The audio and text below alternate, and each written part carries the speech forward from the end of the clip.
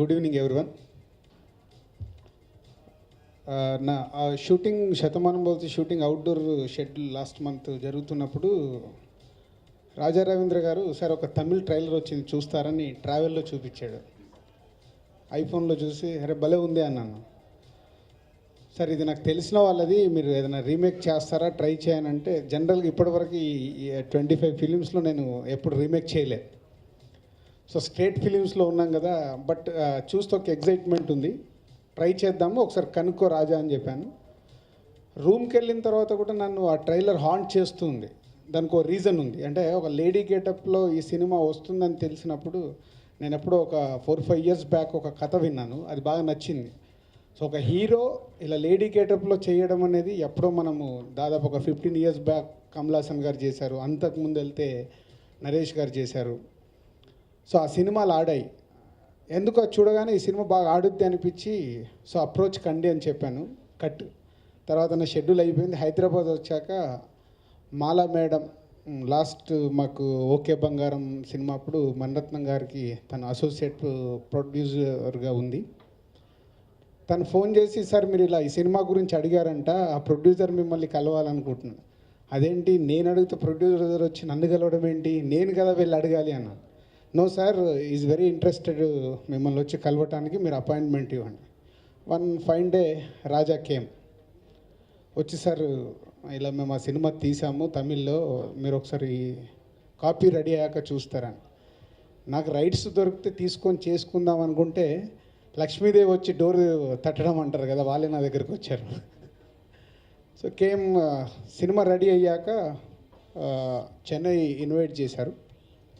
Preview థియేటర్లో నాకు తమిళ్ 60-70% అర్థం కాదు, ఒక 30% అయినో తమిళ్ టెక్నీషియన్స్ ద్వారా వాళ్ళ ద్వారా నేర్చుకున్నది. చూస్తున్నంతసేపు సినిమా స్టార్ట్ కానీ పీసీ గారు నా పక్కన కూర్చొని ఒక 15 మినిట్స్ ఎక్స్ప్లెయిన్ చేసి వెళ్ళారు.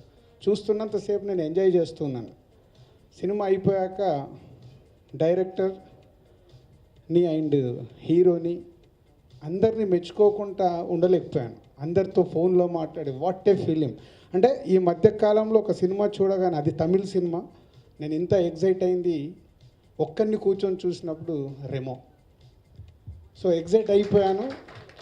బట్ నాకు ఒక భయం, నేను ఒక్కరిని చూశాను, బాగా ఎంజాయ్ చేశాను, ఈ సినిమా థియేటర్లో చూడాలి.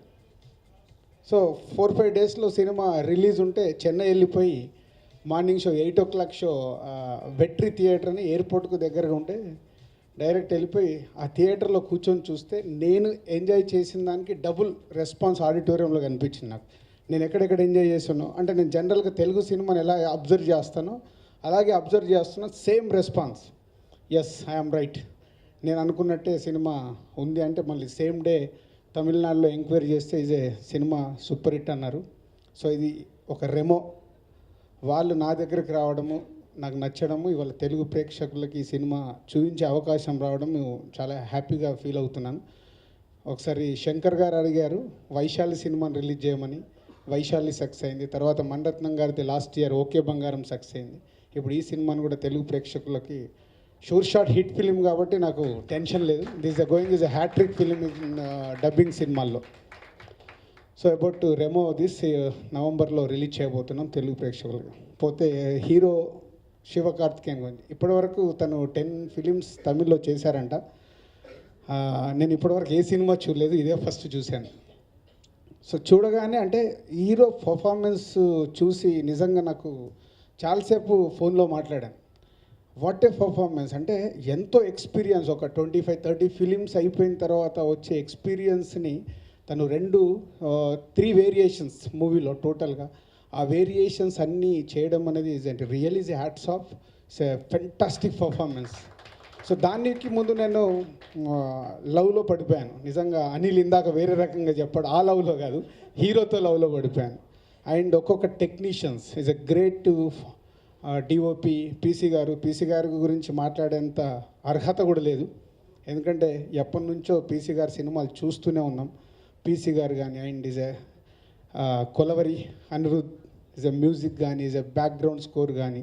అండ్ డైరెక్టర్ని కూడా నేను ఇంతకుముందు కలవలేదు, ఇప్పుడే తన ఫస్ట్ ఫిలిం అంటే ఒక ఫస్ట్ ఫిలింని ఇంత అద్భుతంగా తీసినందుకు కన్నన్ గారు ఈజ్ హ్యాట్స్ ఆఫ్. ఎవ్రీవన్ అంటే ఎప్పుడు ఒక సినిమా సక్సెస్కి ఎప్పుడు నేను ఏదైతే బిలీవ్ చేస్తానో ఎప్పుడు నేను ఏదైతే చెప్తానో ఇట్స్ ఎ టీమ్ వర్క్. అది చిన్న పెద్ద అనేది కాదు. ఒక సినిమా సక్సెస్ కావాలంటే అందరూ కుదిరితేనే ఆ సినిమా రిజల్ట్ వస్తుంది. సో ఈరోజు రెమో అనే ఫిలిం తమిళ్లో దాదాపు 65 to 70 crores కలెక్ట్ చేయడం అనేది it's not small thing, it's a big. So old team అలా సక్సెస్ఫుల్ సినిమాని తయారు చేశారు. సో తెలుగు ప్రేక్షకుల గురించి చెప్పాల్సింది ఏం లేదు. మీరు మంచి ఎక్కడున్నా మనం రెడీగా ఉంటాం వెల్కమ్ చెప్పడానికి. తమిళ్ నుంచి ఆల్రెడీ ఎప్పటి నుంచో కమలాస్, విక్రమ్ గారు, విజయ్ గారు ఇట్లా అందరినీ మనం వెల్కమ్ చెప్తూనే ఉన్నాం. ఇప్పుడు శివకార్తికేయన్ గారు కూడా మన తెలుగు ఇండస్ట్రీకి ఈ సినిమాతో వస్తున్నారు. So all the best Shiva గారు అండ్ వెల్కమ్. ఈ సినిమాలన్నీ మళ్ళీ తెలుగు ప్రేక్షకులు చూడడానికి ఎప్పుడు రెడీగా ఉంటారు. Welcome. Firstly, because director Bakir Kannan, I know how ఎంత టెన్షన్ తీసుకొని ఉంటారో మీరు ఫస్ట్ ఫిల్మ్కి, ఎంత కష్టపడి ఉంటారో. అండ్ అది ఒక హీరో లాంటి శివకార్తికేయని మీరు హీరోయిన్ చేశారు. సో దానికి మీరు పడ్డ కష్టం ఎంతో నాకు తెలుసు. But the idea